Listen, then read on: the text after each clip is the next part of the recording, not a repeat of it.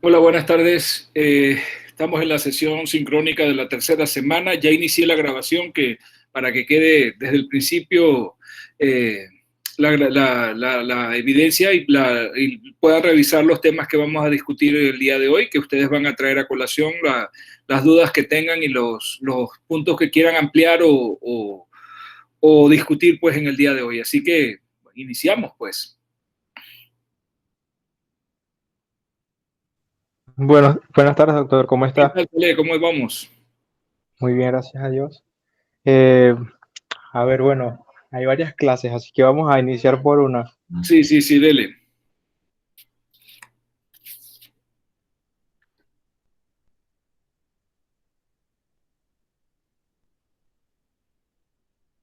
Ok, ya disculpe, es que me habían llamado acá. No se Bien, preocupe. podemos iniciar con la primera, la que tiene que ver con las anomalías congénitas. Ajá, exacto. Esa clase, ok, yo tengo bastantes resúmenes de patología, de fisiología, entonces yo me puse a intentar vincular el tema de la clase con los resúmenes que tengo y hay algo Ajá, que me dejó muy confundido, que creo que me gustaría preguntarle. A ver, las mutaciones, cuando vamos a hablar de las mutaciones como tal, ajá. ellas Sí. se pueden clasificar de distintas maneras. Ujú. De la cual usted habló en la mitad del video, en la segunda parte, fue de las cromosomáticas, Ajá, que es exacto. las que tienen que ver con trastornos monogésicos de herencia clásica, es Ajá. otra clasificación aparte. Eh, la que tiene que ver con polimorfismos y la que tiene que ver con herencia mendeliana. Son esas las cuatro clasificaciones como generales que tienen las mutaciones, ¿correcto? Eso depende del libro que leas y de cómo las clasifiquen, porque hay otras clasificaciones. El problema es que la genética en sí y la teratología, porque el estudio de las anomalías y todos estos trastornos se engloba dentro de la teratología y tiene que ver con la genética. Son ciencias tan la estructuración científica, podríamos decir, es tan reciente que todavía el problema es que no se ponen muchos expertos de acuerdo en cómo clasificarlas. Entonces, en algunos libros uno las va a ver clasificado de una manera y en otros las vas a ver clasificado de otras. No hay un solo sistema de clasificación y eso enreda un poquito.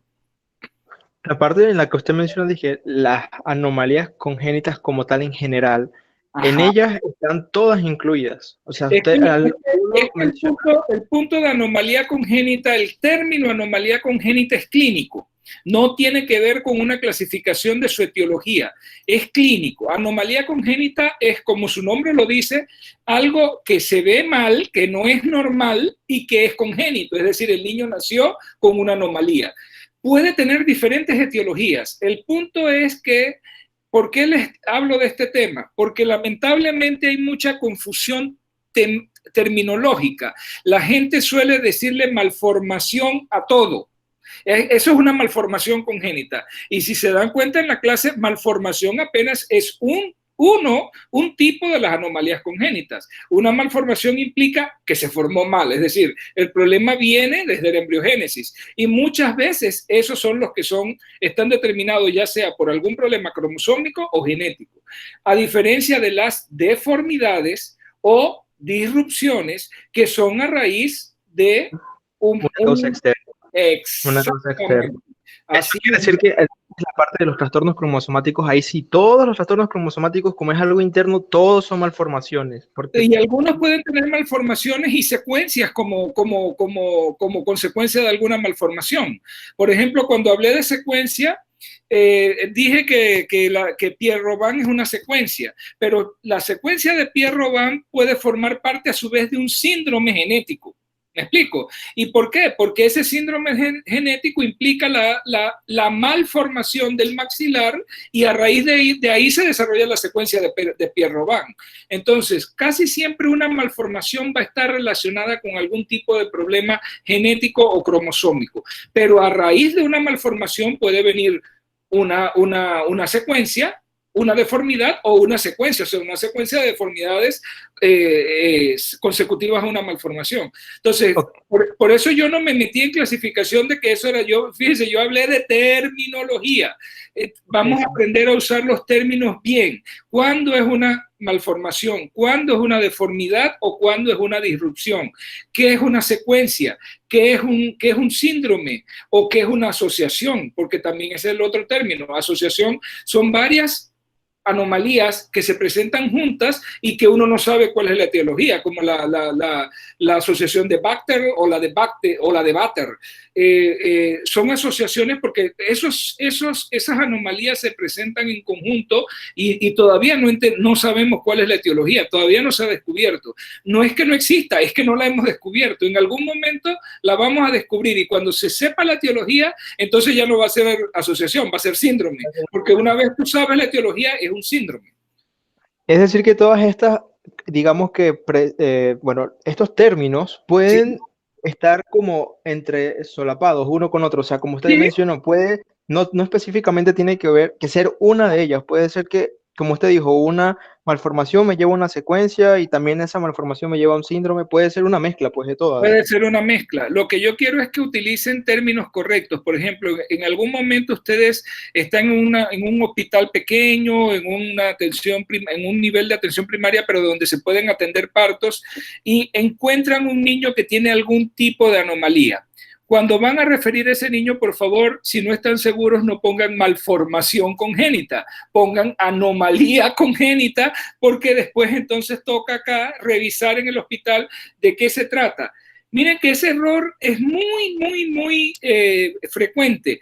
De hecho, en epidemiología crearon en el SISBI, que es el sistema de vigilancia, crearon una parte para vigilar, pero en vez de poner vigilancia de anomalías congénitas, pusieron vigilancia de malformaciones congénitas. Entonces, dentro de esas malformaciones, uno tiene que poner cosas que no son malformaciones, sino que son deformidades o son disrupciones, porque no se utilizó bien el término. Entonces eso es lo que quiero que ustedes dominen bien los términos. Cuando ustedes no están seguros si están ante una malformación, una deformidad o una disrupción, tienen un término global genérico que engloba todo y es anomalía congénita. Una anomalía congénita puede ser una malformación, una deformidad o una disrupción. Si uno no está seguro, uno lo engloba en el genérico.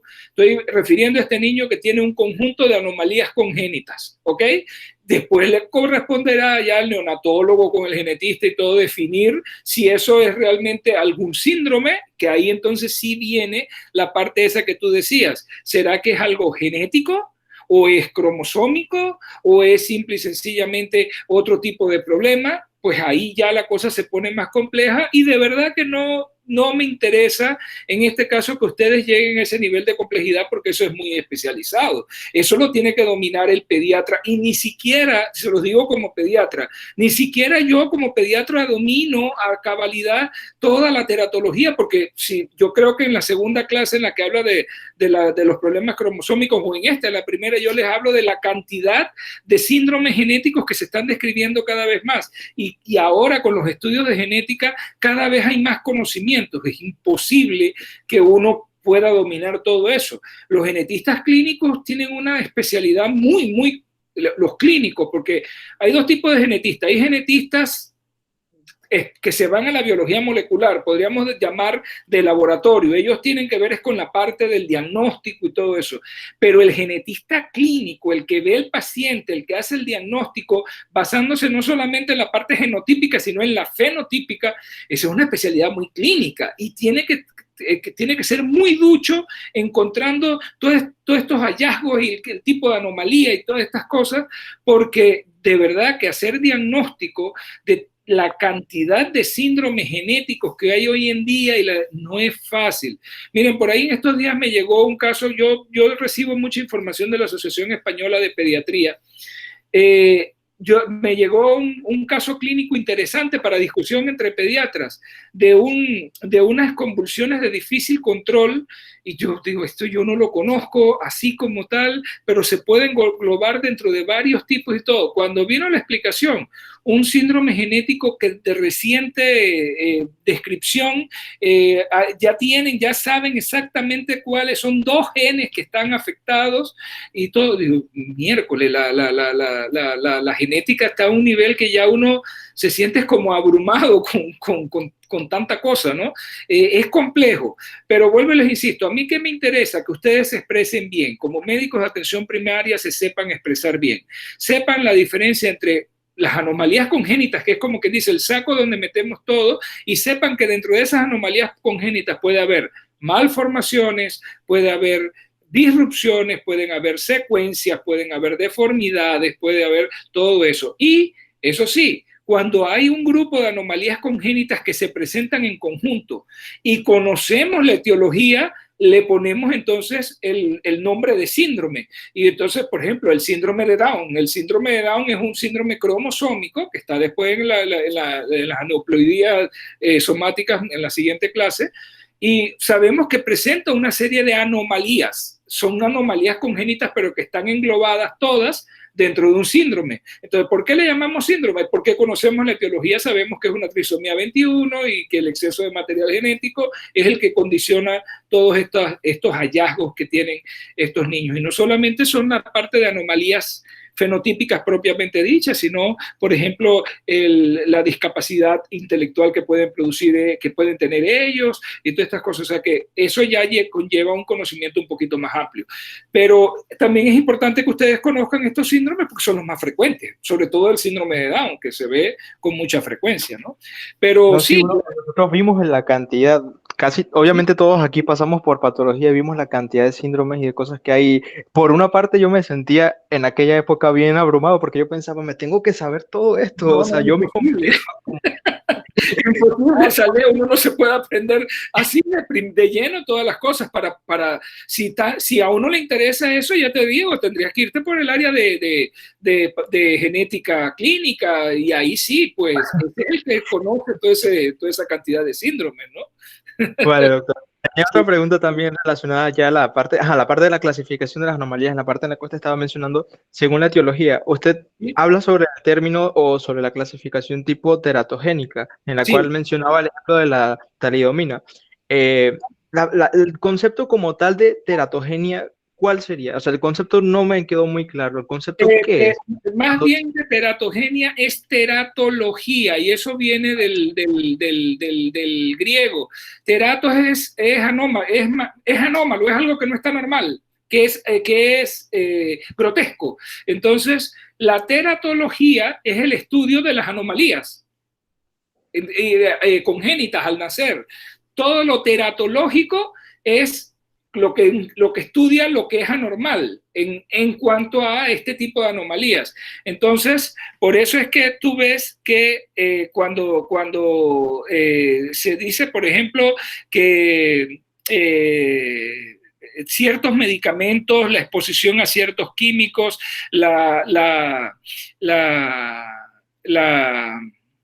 la exposición a radiaciones en el embarazo, en las etapas iniciales, es teratogénico, es decir, que genera teratos, que genera anomalías. Entonces, es lo que uno sabe, no debes tomar radiografías en mujeres en edad fértil sin preguntarle la posibilidad de que estén embarazadas, porque las radiaciones de los rayos X son teratogénicos por vía física, producen daños físicos a través de las radiaciones. O algunos medicamentos, mencionaste la talidomida, producen también anomalías, pero aquí el daño es químico, entonces también eso hay que tener cuidado con muchos medicamentos que son teratogénicos. Cuando comenzó el tratamiento antirretroviral, para el VIH, el problema que había inicialmente era las embarazadas. Es decir, ¿qué hacer con la embarazada? Al principio, como estamos hablando de los años 80, finales de los años 80, cuando comenzó a existir el AZT y comenzaron a desarrollar, que es la acidobudina, y comenzaron a desarrollarse otros medicamentos, cuando una mujer con VIH salía, primero se les recomendaba no embarazarse, y cuando salía embarazada le quitaban los medicamentos porque no se sabía si tenían potencial teratogénico. ¿Y eso a qué llevó? A que el riesgo de transmisión madre e hijo, que lo vieron ustedes en la tarea, era altísimo, era superior al más del 25%, en algunos sitios podía ser superior al 30% de transmisión de la madre al hijo del VIH. Entonces eso me traía un problema de un niño que me nacía con VIH, venía con VIH congénito desde el nacimiento y con todo eso, con todo lo que conllevaba. Cuando yo hacía la residencia de pediatría en el 90, todavía teníamos muy poco que hacer con esos niños, no hay el arsenal de medicamentos que hay ahora. Cuando mucho contábamos con 2 o 3 medicamentos que podíamos usar en niños y con muchos efectos secundarios, los niños morían temprano por el VIH, hasta que en un estudio se verificó la seguridad y la efectividad de usar AZT durante el embarazo. Solamente, fíjense, la acidobudina, AZT durante el embarazo.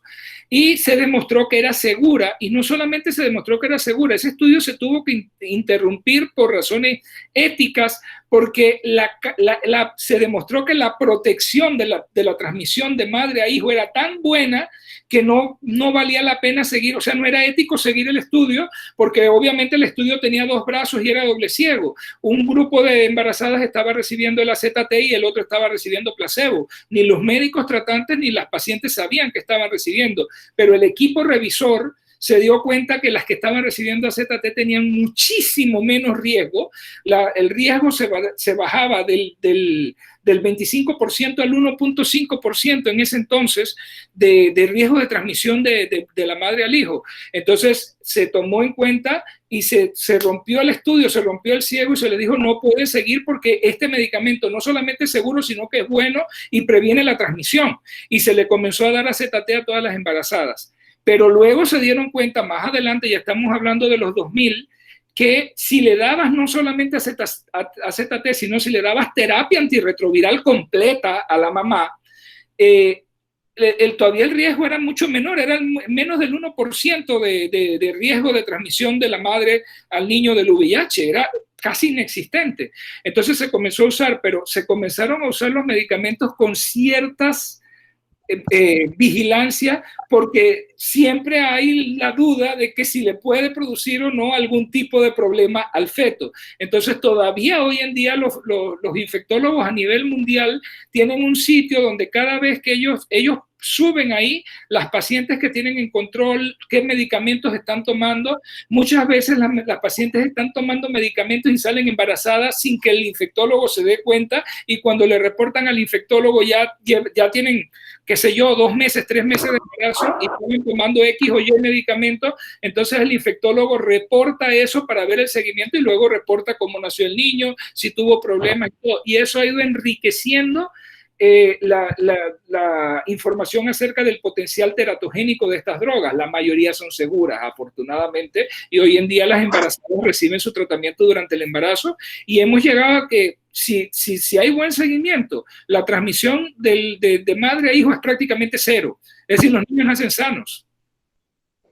Ok, doctor. También había otro término que usted mencionó que me llamó mucho la atención y que me da un poco de curiosidad. La parte en la que usted habla de la penetrancia, que usted menciona que, por ejemplo, no todos los pacientes que tienen síndrome de Down tienen la misma penetrancia, no todos tienen el mismo tipo de déficit, y vamos a decirlo así, déficit cognitivo. Bueno, usted mencionó muchas clases de déficit. Sí.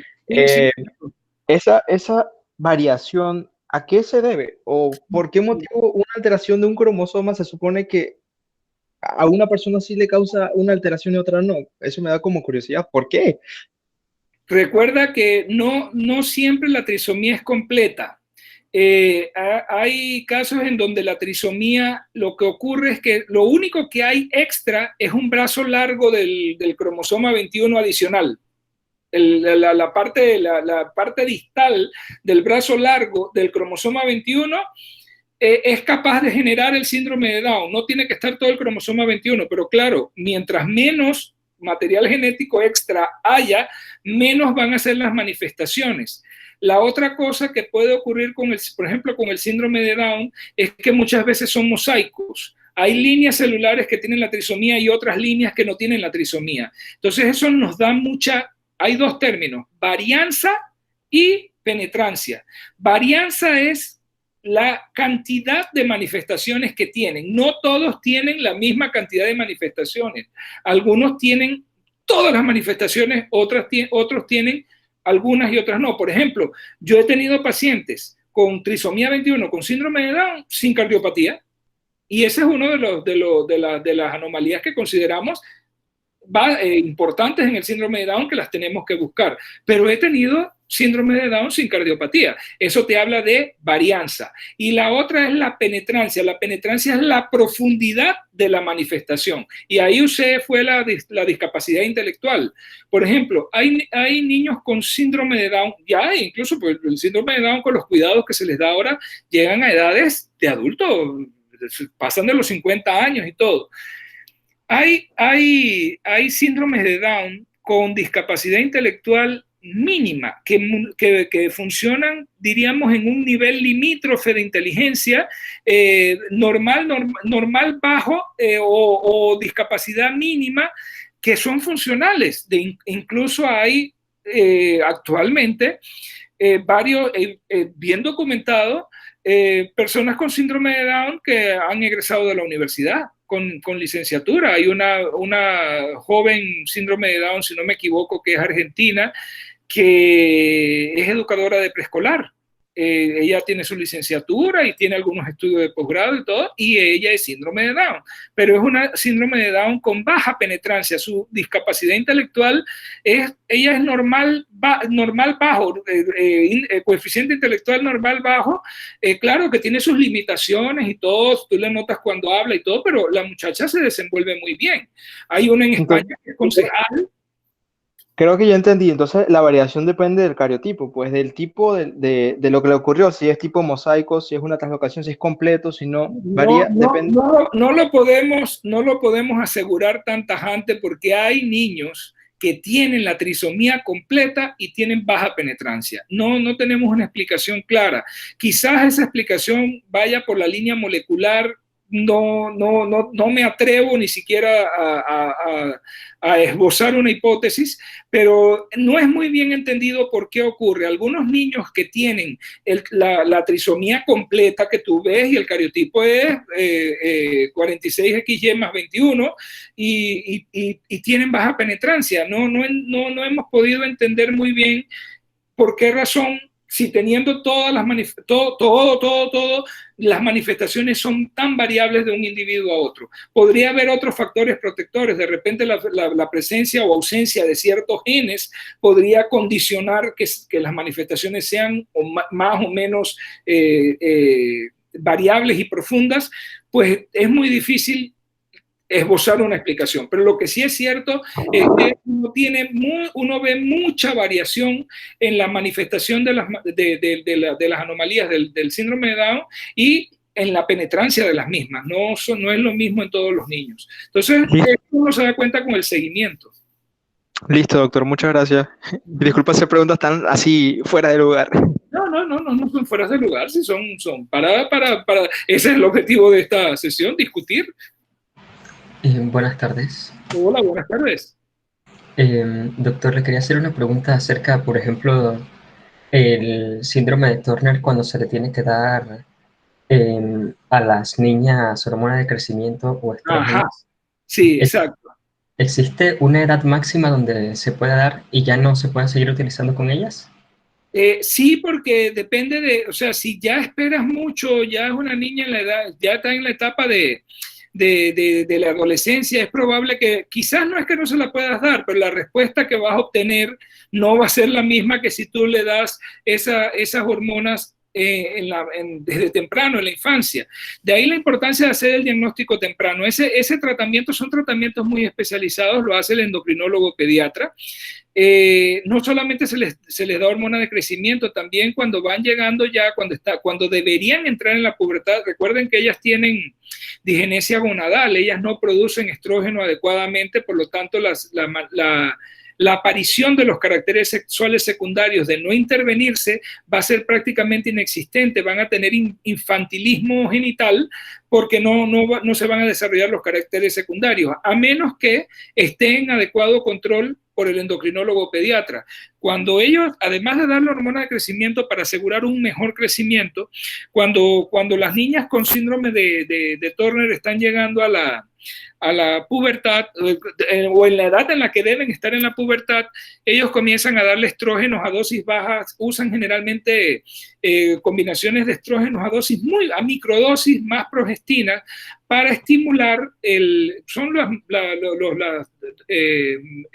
medicamentos, las píldoras anticonceptivas, unas que hay ahora que traen microdosis, porque tampoco se pueden dar dosis muy altas porque puede generar otros efectos secundarios.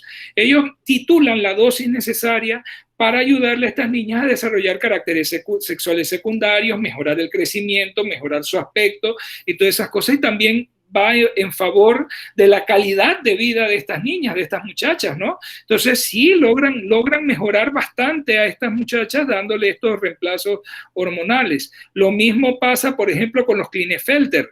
Los Klinefelter, que son los XY, esos crecen bien, es más, tienden a ser muchachos, varones altos, pero con cierta alteración en la composición corporal. Ellos, en vez de ser como la mayoría de los muchachos cuando llegan, los varones, cuando llegan a la pubertad, que se le ensanchan los hombros, ellos tienden a tener, es más bien como una pelvis ginecoide, un poco ancha, con los brazos muy largos y todo eso. Entonces, ¿qué hace el endocrinólogo pediatra cuando están en la edad de la pubertad?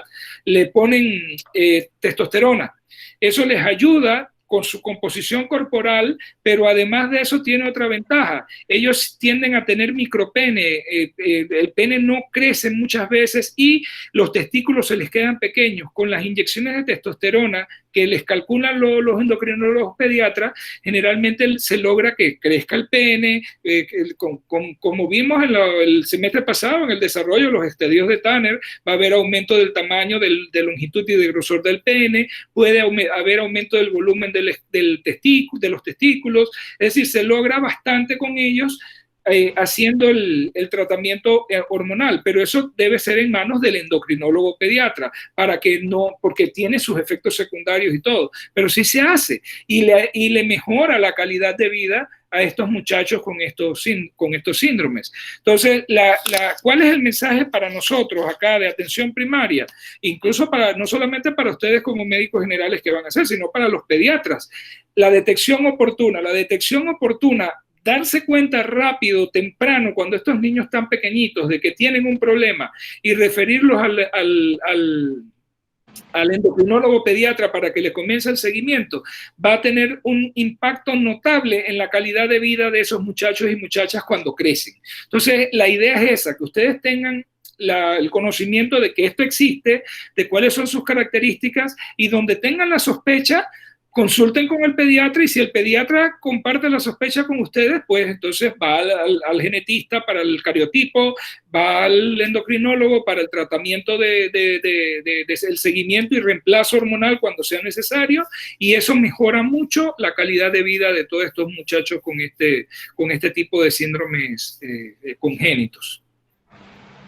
Listo, doctor. Muchas gracias. ¿Puedo, no, Luis? Buenas tardes, doctor.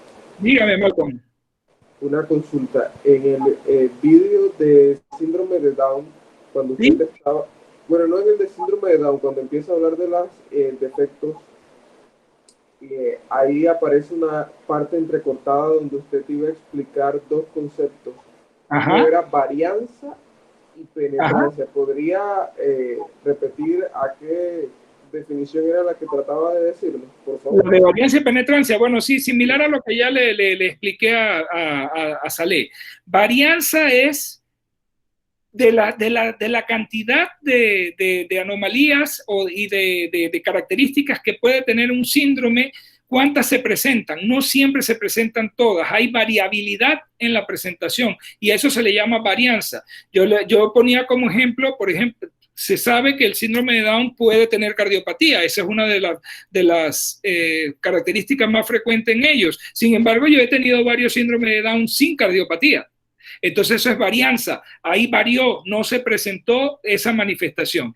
Y penetrancia es el grado de penetración, de profundidad de la característica. Entonces, para usar entonces el caso, por ejemplo, de la discapacidad intelectual, hay síndromes de Down que tienen discapacidad intelectual profunda, que su edad mental no va a llegar más allá de los 7 años, es decir, pueden llegar a cumplir 50 años, más de 50 años. Yo conozco personas con síndrome de Down que están llegando ya a los 60 años y su nivel intelectual es el de un niño de 7 años, se comportan todavía como niños porque tienen la penetrancia de la discapacidad intelectual de ellos es profunda. En cambio, hay muchachos con síndrome de Down hoy en día estudiando en universidades, siendo profesionales, teniendo trabajos, viviendo vidas independientes, autónomas. ¿Por qué? Porque tienen un nivel de discapacidad intelectual, lo tienen, pero es muy discreto, muy leve, que les permite ser funcionales y vivir de manera autónoma, tener su trabajo, tener sus ahorritos, hacer sus proyectos, hacer todas las cuestiones bien. Entonces ahí es donde hablamos de penetrancia. ¿Qué tan profundo es la manifestación de la característica del síndrome? Varianza es cuántas de las manifestaciones que puede tener las tiene todas o tiene una parte nada más. Ahí esa es la varianza. Entonces, síndromes como el síndrome de Down tienen la característica de que tienen una amplia varianza y además tienen mucha variedad en la penetrancia. Entonces, las características pueden ser o muy profundas o leves, apenas superficiales, y eso en cuanto a penetrancia. Y en cuanto a varianza, puede que tengan todas las características o pueden que tengan algunas nada más y siguen siendo parte del síndrome. Entonces, esa es la clave de esos dos conceptos, entre varianza y penetrancia. No sé si te queda claro, Malcolm. Sí, doctor, muchas gracias. Perfecto. Yo no sé si expliqué en la clase, no recuerdo ahorita mismo, el trastorno de feminización testicular o insensibilidad a la dihidrotestosterona. Sí, lo del testículo feminizante, doctor. Esa misma. Eso es importante que lo tengan en cuenta. Eso no es un trastorno genético ni cromosómico, sí tiene que ver algo con la genética, pero no es un trastorno cromosómico, no es como el Klinefelter, ni como el Turner, ni nada. Eso, lo que ocurre aquí, y sí tiene una base genética, lo que hay es una insensibilidad a la dihidrotestosterona. Si ustedes recuerdan, se lo voy a explicar bien para que lo tengan claro, porque eso se ve con alguna frecuencia en la práctica clínica y uno tiene que estar clarito, saber qué es y manejarlo dentro de un marco ético muy estricto. ¿Qué es lo que ocurre? Recuerden de sus clases de embriología. Todos los embriones, independientemente de que sean XX o XY, comienzan el desarrollo de una misma forma. Es en el momento en que se va a diferenciar hacia Müller o hacia Wolff que comienza a tener importancia la dihidrotestosterona. En los XY, la presencia de dihidrotestosterona y los receptores de dihidrotestosterona hacen que el desarrollo siga la vía de Wolff, no siga la vía de Müller. Es necesario la presencia de dihidrotestosterona y que funcione.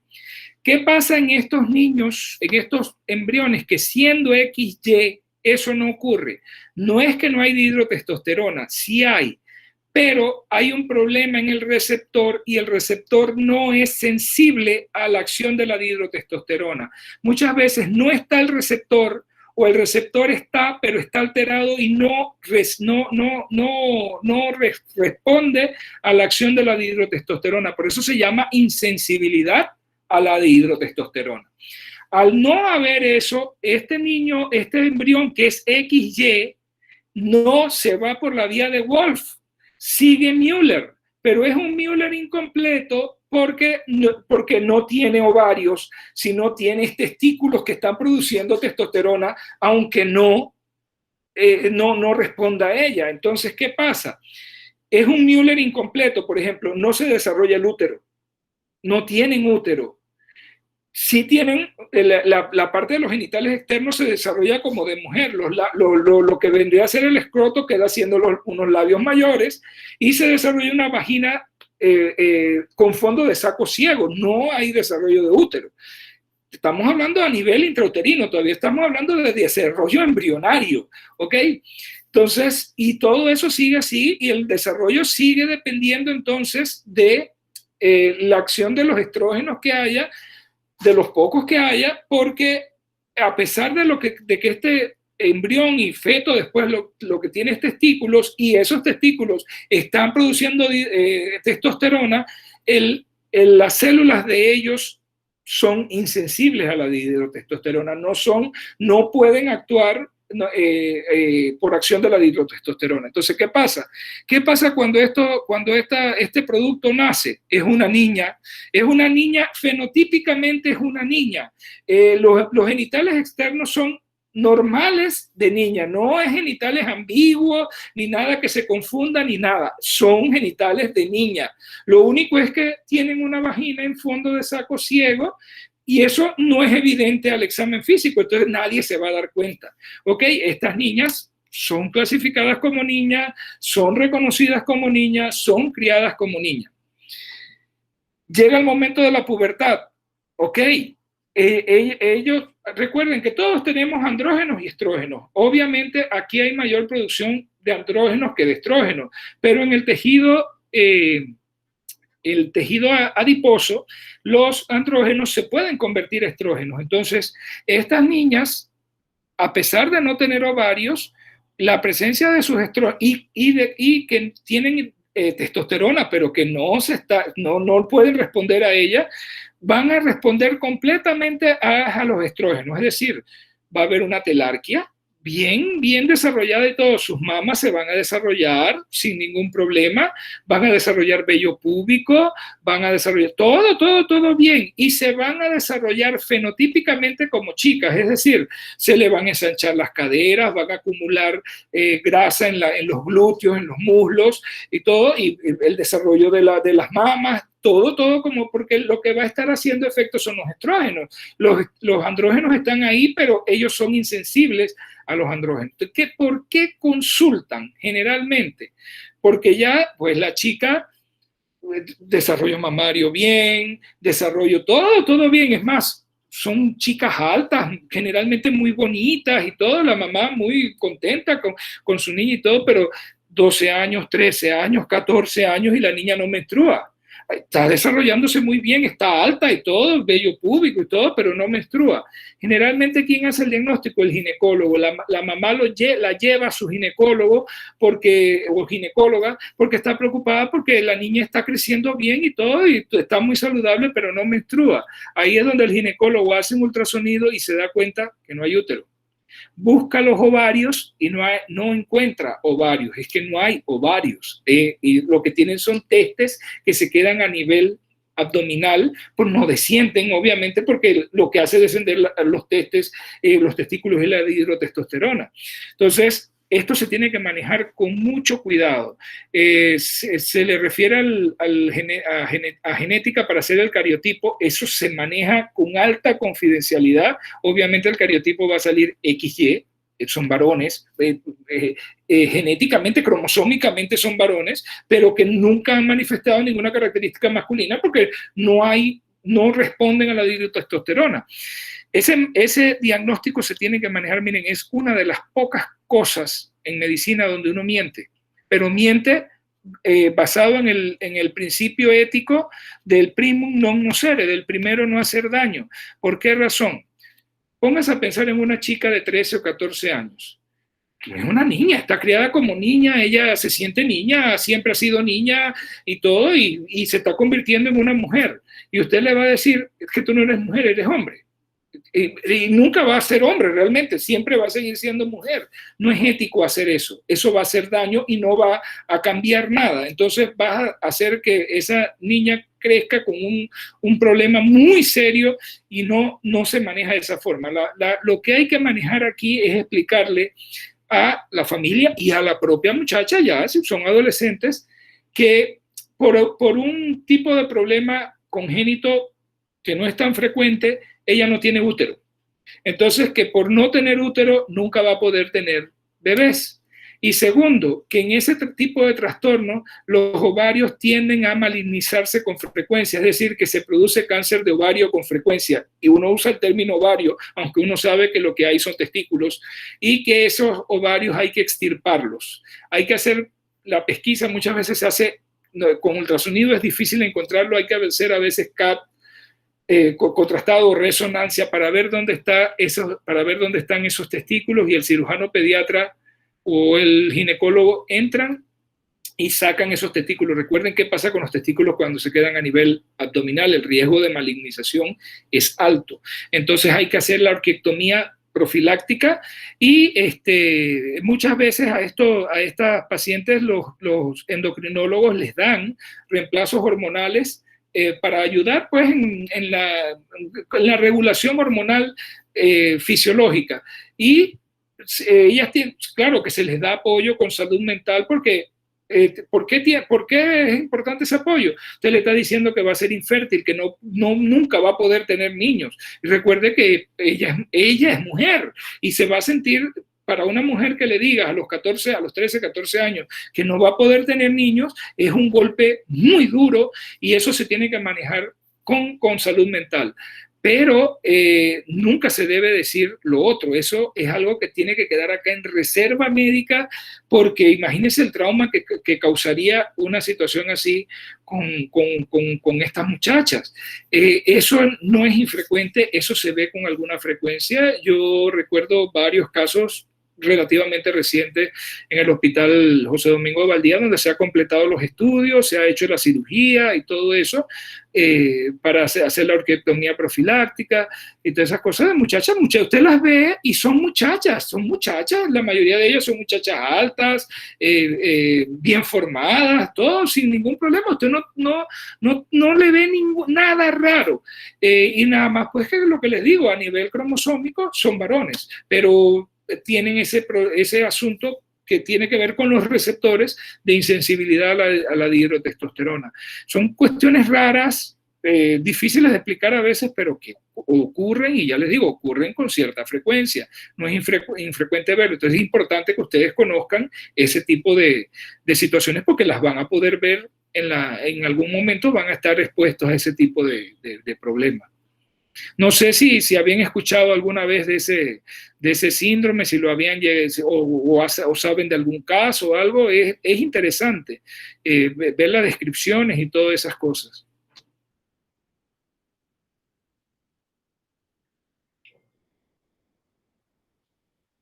¿Alguna otra pregunta? Doctor. Ajá. Sí, si el paciente le pregunta que cómo se llama la enfermedad, ¿qué le dice? ¿Cómo dice? Si la persona le pregunta cómo se llama la enfermedad o lo que ella tiene, pues. Ajá. Bueno, ahí tiene uno que inventar un poquito. Le podríamos decir ausencia congénita del útero o alguna cosa por el estilo, porque realmente no es conveniente decirle que tiene insensibilidad a la dihidrotestosterona, ¿no?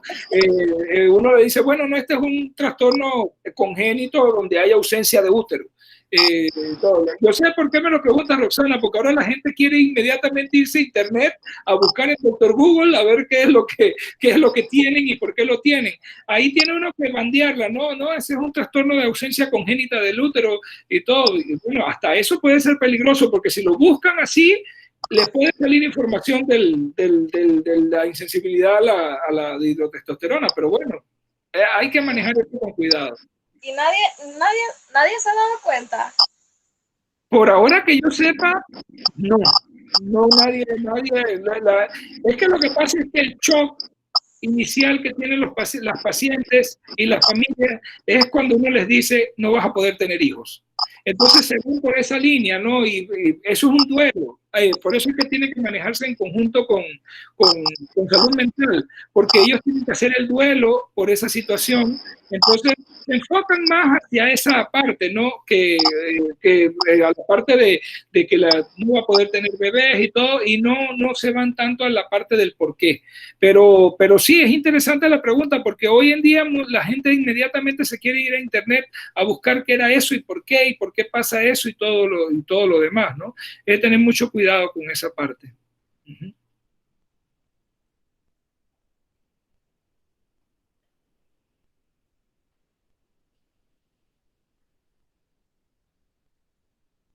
¿Alguna otra pregunta? Doctor, mi pregunta es con respecto a la otitis media. Usted menciona que en algunos casos pueden ser asintomáticos. En ese caso, ¿qué nos puede orientar para hacer el diagnóstico? ¿De la otitis? Media. Yo les puse... En las diapositivas dice que algunos pueden ser asintomáticos. ¿En la diapositiva en cuál? ¿En qué clase era? La evaluación de mayores de 2 meses, creo que era. De menores de 2 meses. Ah, ya, sí, eso es infrecuente en el menor de 2 meses y puede no tener síntomas en el menor de 2 meses, pero la mayoría de las veces va a haber fiebre, malestar general y uno se puede confundir y de hecho es mejor manejarlo hospitalariamente porque puede simular una sepsis. Ahora, yo le voy a decir la verdad, eso yo lo pongo ahí en la clase porque eso está dentro del manejo del menor de 2 meses, pero yo nunca he visto una otitis en un menor de 2 meses. Es raro, no es frecuente, pero en teoría puede ocurrir. El diagnóstico no es fácil porque observar la membrana timpánica en un bebé menor de 2 meses no es fácil, no es tan sencillo, pero yo lo pongo ahí pues como posibilidad de que puede ocurrir, pero sí, muchas veces los niños pueden tenerla y son manifestaciones inespecíficas que los van a ustedes a hacer pensar más bien que el niño tiene una sepsis, no quiere comer, no mama bien, tiene fiebre o tiene cosas inespecíficas, no específicamente a pensar uno en un problema de otitis, ¿no? Gracias, doctor. Sí, no es frecuente, Joana, no es frecuente ver otitis media en los menores de 2 meses. Eso es algo, ya les digo, es como anecdótico, está ahí, pero yo en todo el tiempo que tengo de ser pediatra nunca he visto una otitis media en un menor de 2 meses. Ya niños de 4 meses, 6 meses sí las podemos ver y las diagnosticamos. Y esas las vamos a ver pues cuando veamos otitis media.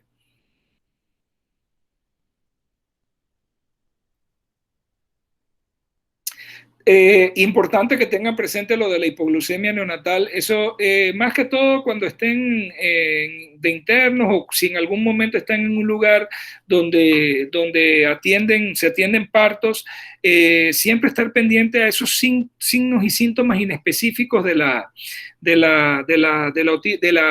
hipoglucemia, porque la hipoglucemia debe ser detectada oportunamente y debe ser tratada, así como con la forma en que le puse ahí en la clase, debe ser tratada porque la hipoglucemia es tremendamente deleteria para el sistema nervioso central de un recién nacido.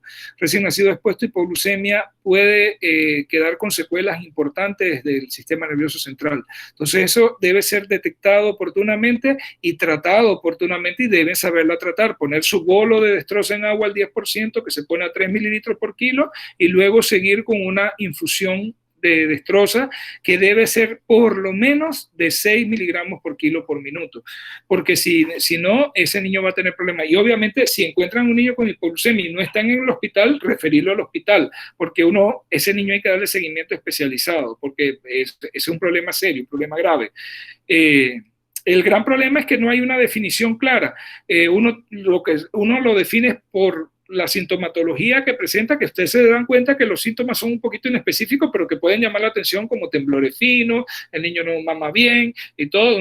Inmediatamente una de las cosas que debe pensar es hipoglucemia y hay que hacerle la glicemia capilar ahí para ver. Y si ustedes sospechan que está con hipoglucemia y la glicemia capilar le sale baja, manden la muestra para el laboratorio, pero no es para la glicemia venosa, pero no es en sangre, en plasma, perdón, pero no esperen ese resultado, comiencen el tratamiento de una vez, comiencen con el bolo de glucosa y comiencen a poner glucosa y luego nada más documentan y trasladen a ese niño si están fuera del hospital o si están en el hospital, llamen al residente de pediatría o al residente de neonatología que venga a evaluar a ese niño que está con hipoglucemia. Ese es un trastorno bien, bien importante a tener en cuenta. La hipocalcemia es menos frecuente, la hipoglucemia es frecuente y uno pues tiene que estar siempre pendiente de ella.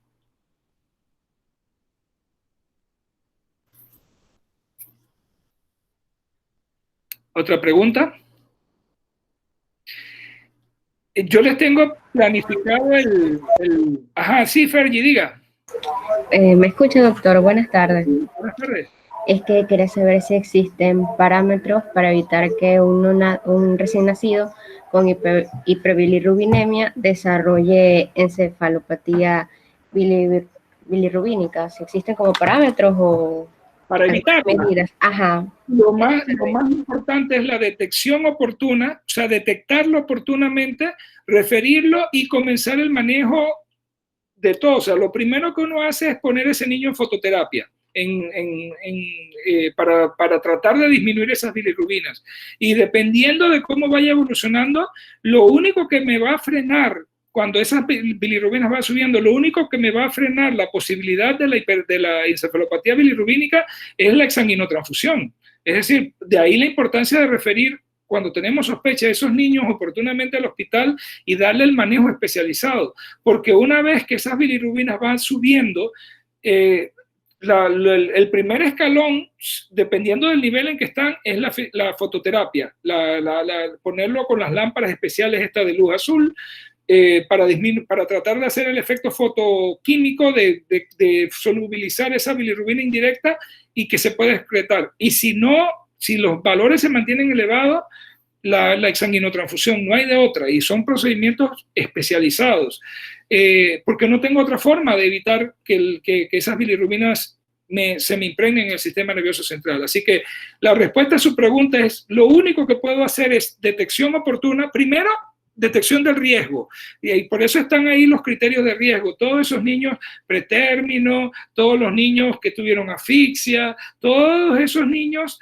son niños de riesgo. Siempre antes de darle salida del hospital, verificar cómo están, el examen físico y todo. Y luego, cuando los recibimos en el centro de salud, estar pendiente. Si veo a ese niño muy amarillo, clínicamente, porque muchas veces en el centro de salud no voy a poder tener acceso a hacer unas bilirrubinas totales.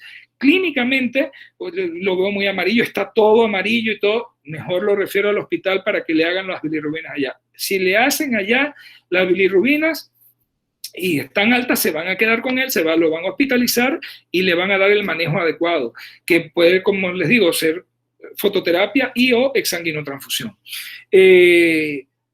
Recientemente, hace como 3 meses, tuve un caso aquí en San Mateo. Me llevan un niño, la mamá sabía que tenía que llevarlo a los 7 días, pero fue a los 5 días porque ella le preocupaba que lo veía muy amarillo y ya lo veía que ella notaba pues que estaba como que dormía mucho y todo. Cuando me lo llega, todos los signos de alarma habido y por haber, estaba somnoliento, cuando se despertaba el llanto ese agudo, súper amarillo, lo referí urgente, llamé a la ambulancia, lo mandamos para el hospital Ovaldía y ya tenía datos de encefalopatía bilirrubínica. Imagínense, nada más tenía 5 días, había salido al 3er día del hospital. Entonces hay que tener mucho cuidado con estos cuadros. ¿Y saben cuál era el factor de riesgo? Un cefalohematoma.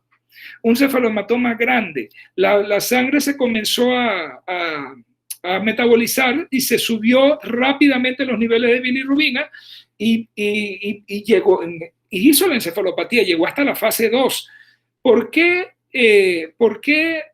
les digo esto? Porque ese niño con ese cefalohematoma tan grande, quizás lo debieron vigilar un poquito más en el hospital, no darle de alta, o enseñarle a la mamá las señales de alarma. Señores, si el niño se le comienza a poner amarillo así rápido, vaya al centro de salud o véngase acá directamente, porque era un cefalohematoma bien grande. Entonces, obviamente, esa sangre digiriéndose y metabolizándose y produciéndose tanta bilirrubina fue lo que llevó al aumento drástico de las bilirrubinas y el niño hizo la encefalopatía bilirrubínica. Y sí, a pesar de que no llegó a la fase 3, sí quedó con secuelas. Después, cuando yo lo vi al mes y estaba bastante bien, pero luego cuando fue a la cita de los 3 meses, estaba tomando anticonvulsivantes porque le hizo un cuadro de convulsión a la mamá en casa, estuvo hospitalizado y regresó con anticonvulsivantes. Eso es una de las secuelas de la cefalopatía bilirrubínica, del Kernicterus, convulsiones. Entonces, miren que a pesar de que aparentemente no llegó a la fase 3, nada más a la fase 2 y quedó con secuelas, quedó con convulsiones. Entonces, estos cuadros hay que verlos. O sea, ¿qué hace uno en atención primaria? Sospecharlos, detectarlos lo más a tiempo que se pueda y referirlos, porque si no, si lo hacemos muy tarde, ya las consecuencias quizás no las podamos revertir.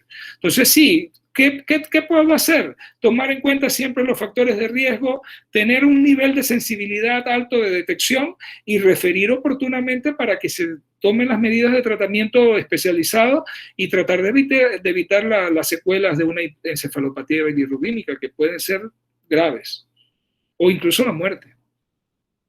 Listo, doctor, muchas gracias. ¿Cómo no, Fermi? Buenas tardes, doctor. ¿Qué tal, Jonathan? Una consulta. Pasa que yo hubo esta parte donde mi mamá ella se había sensibilizado con RH. RH. Y yo tenía, yo tengo tipos RH positivo. Positivo. Y entonces, pero ella fue desensibilizada a tiempo, pero aún así nací con un cierto nivel de ictericia. Y recuerdo que mi mamá me menciona de que a mí se me indicó que se diera un tipo de fototerapia en casa, de que durante las mañanas me sacaran a tomar un poco de sol para reducir lo de la ictericia.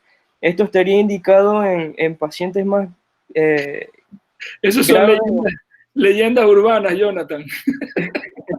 Para que sirva una fototerapia de sol, habría que colgar al bebé tenderlo en la soga donde tiende la ropa y dejarlo al sol todo el día. Eso no funciona así. La fototerapia que usamos en el hospital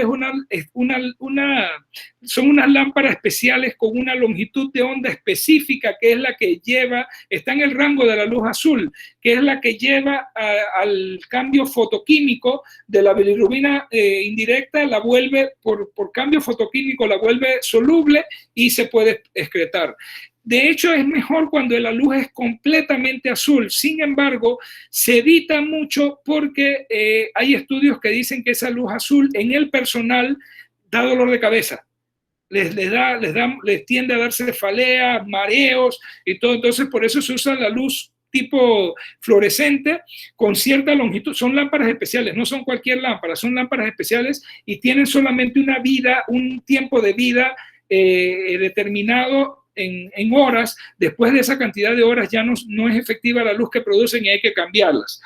Si van a neonatología algún día para observar, hay algunas de las incubadoras más modernas que traen unas luces cuando el niño la necesita, y sobre todo los de intensivo, traen unas luces azules, pero son como cóncavas, que afectan menos al personal, y esas sí son luz azul de verdad. Claro, a los niños cuando se les ponen esa fototerapia, se les pone un antifaz, los ojitos se le tapan para no dañar la retina ni causarle ningún otro tipo de daño.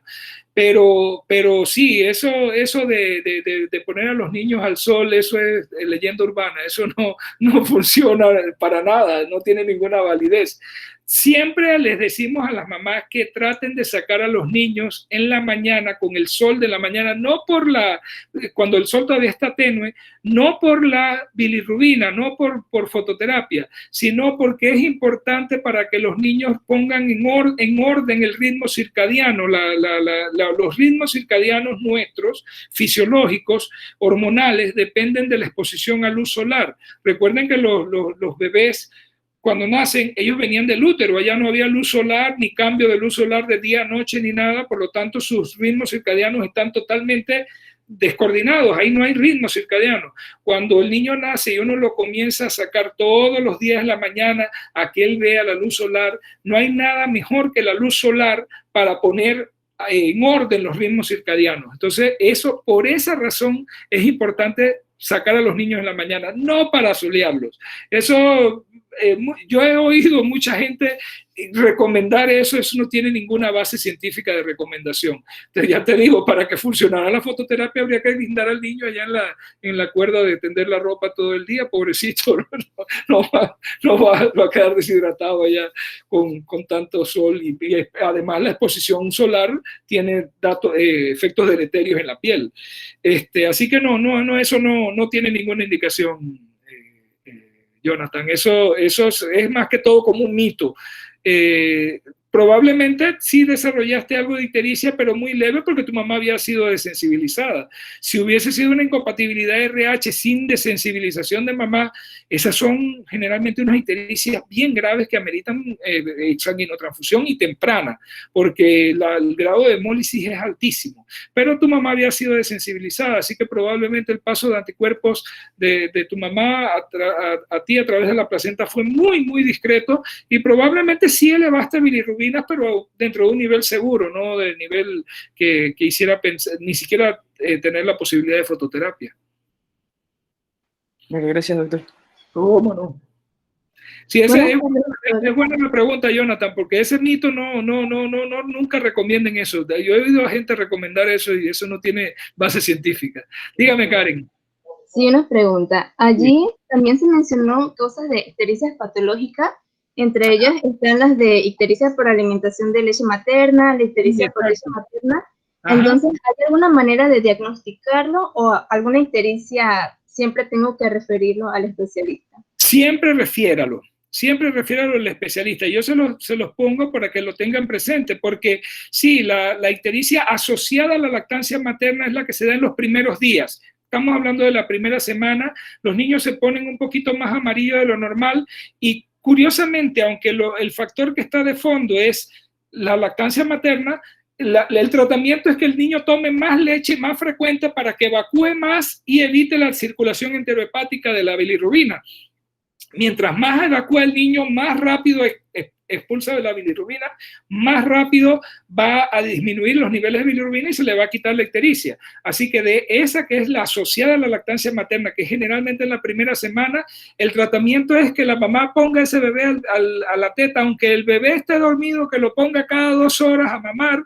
Eso va a ayudar de 2 maneras. Primero, va a aumentar la cantidad de leche materna que está produciendo mamá y rápido, porque mientras más estimula el niño, más producción tiene la mamá. Y segundo, le va a ayudar porque como él va a estar comiendo bastante, va a estar evacuando bastante y mientras más evacúe, más rápido va desechando, evacuando la bilirrubina y se evita la circulación enterohepática, porque eso es una de las cosas que la mantiene elevada.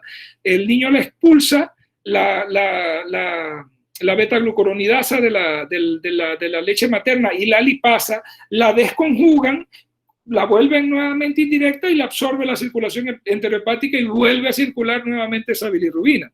Entonces, hay que darle más leche materna frecuente y el niño va a evacuar y se le va a quitar. La otra es la que se llama por leche materna y esa generalmente es más tardía.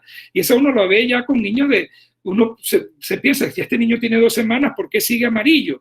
Y generalmente son niños que toman exclusivamente pecho. Son niños sanos, ellos también, están sanitos, pero ya aquí, por la madurez, es que miren, no es lo mismo, por ejemplo, 20 de bilirrubinas a los 4 días de vida, que 20 de bilirrubinas a los 20 días. O sea, cuando un niño tiene 20 días, 20 de bilirrubina no le va a hacer daño ni se le va a impregnar en sus ganglios basales ni nada. Pero el niño se ve muy amarillo y entonces uno se comienza a preocupar que después de la primera semana ya eso debería estar desapareciendo. ¿Y qué pasa con este niño que tiene 3 semanas y todavía sigue muy amarillo? Ok, esa generalmente está ligada y es la que llamamos por lactancia materna. Usted no se enrede. Si usted lo ve y le preocupa, refiéralo, mándelo para el hospital. Allá en el hospital le van a hacer los exámenes y todo. Y si coinciden, porque ese es un diagnóstico de descarte, que es una ictericia por lactancia materna, hay algunas medidas que se pueden hacer. Por ejemplo, aunque los defensores de la lactancia materna no están de acuerdo, porque dice que eso va a encontrar la lactancia materna, si uno quiere que esas bilirrubinas bajen rápido, uno los deja allá en la sala de neo en cuidados mínimos en fototerapia y les quitas por 48 horas la leche materna. O sea, le dice a la mamá que se ordeñe, que guarde esa leche y el niño toma fórmula acá en el hospital por 48 horas y lo deja en fototerapia. Normalmente con eso las bilirrubinas caen a niveles normales rapidísimo y cuando le dejas salir al niño, ya el niño se le va quitando la ictericia, ya está bien y todo. Y le dice que le siga dando, no le siga dando fórmula, que le siga dando pecho exclusivo, y las bilirrubinas no se vuelven a subir. No sabemos realmente por qué ocurre